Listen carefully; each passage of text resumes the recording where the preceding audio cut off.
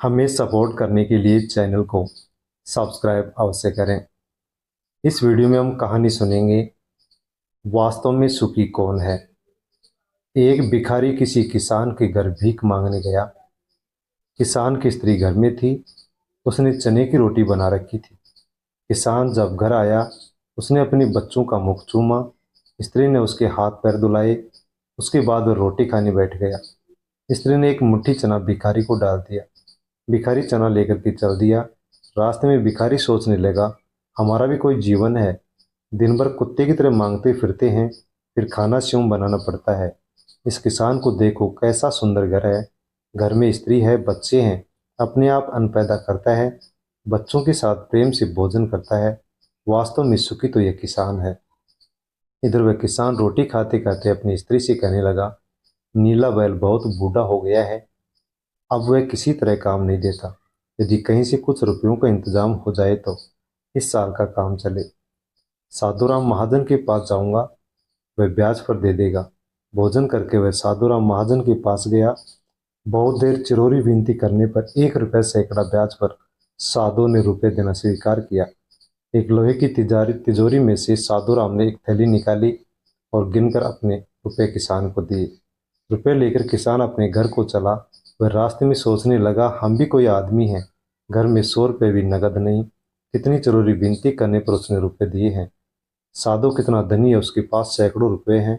वास्तव में सुखी तो यह साधु राम ही है। साधु राम छोटी सी दुकान करता था। वह एक बड़ी दुकान से कपड़े ले आता था और उसे बेचता था।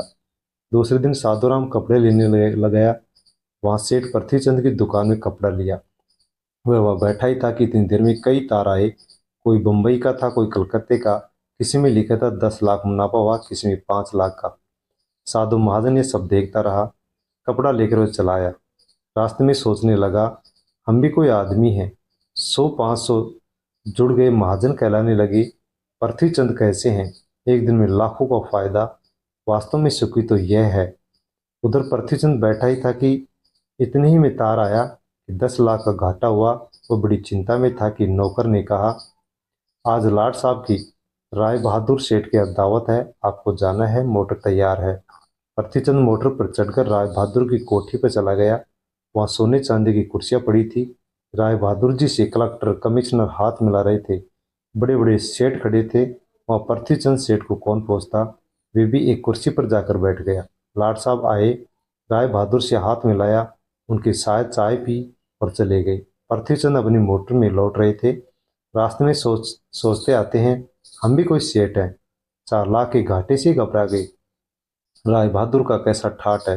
लाट साहब उनसे हाथ मिलाते हैं। वास्तव में सुखी तो यही है। अब इधर लाट साहब के चले जाने पर राय बहादुर के सिर में दर्द हो गया।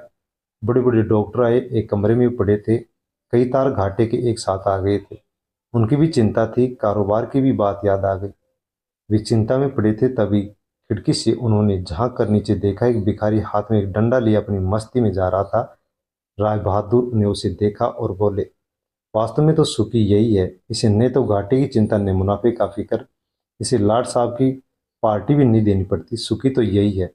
शिक्षा मिलती है। इस कहानी से हमें यह पता चलता है कि हम एक दूसरे को सुखी समझते हैं, पर वास्तव में सुखी कौन है, इसे तो वही जानता है जिसे आंतरिक शांति है, जिसे आंतरिक सुकून है।